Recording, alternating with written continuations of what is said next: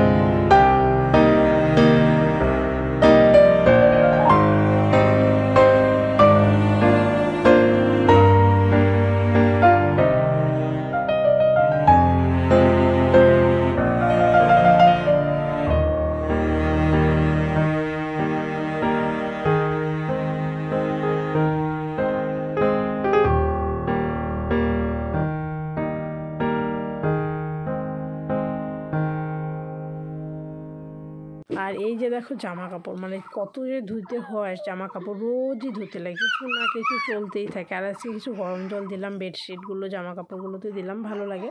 তোমরা এটা জানোই, সবাই আমার ব্লগে দেখেই থাকো যে আমি কিন্তু রোজই মানে কয়েকদিন বাদে বাদে গরম জল দিয়ে ভালো লাগে আমার, যা গরম জল দিয়ে জামা কাপড় ধুতে না ভালো লাগে। তো আমার এই যে দেখতেই পাচ্ছ মোটামুটি ধোয়া হয়ে গেছে। এখন সব একদম ভালো করে ধুয়ে চিপে একদম কষে চিপে নিচ্ছি, নিয়ে পরে ওগুলোকে নেড়ে দেবো। স্নান টান করে একবারেই নাড়বো, আর একদম স্নান কমপ্লিট করেই তারপরে যাব আমি। আর এই যে দেখো স্নান টান করে পুপুনের স্নান কমপ্লিট করে তারপরে আসলাম। আর এই যে পুপুনের অত্যাচার, এদিকে দৌড়ো ওদিকে দৌড়ো, আর আমি ভালো করে শর্টগুলো বানাতেও পারি না। আর এটা হচ্ছে আমাদের যে সাইকেলের যে ঘর থাকে, বাইক থাকে, সাইকেল থাকে, ওই ঘর। হ্যালো বন্ধুরা, চলে আসলাম। দেখো স্নান করে একদম কাটা শর্ট বানালাম। আর শর্ট বানালাম বলেই তো লিপস্টিকের কালারটা বলবো তোমরা, এটা ল্যাকমির লিপস্টিক, কয়েকদিন আগে কিনে আনলাম। তো দারুণ, এটা পরে কিন্তু খুব মজা।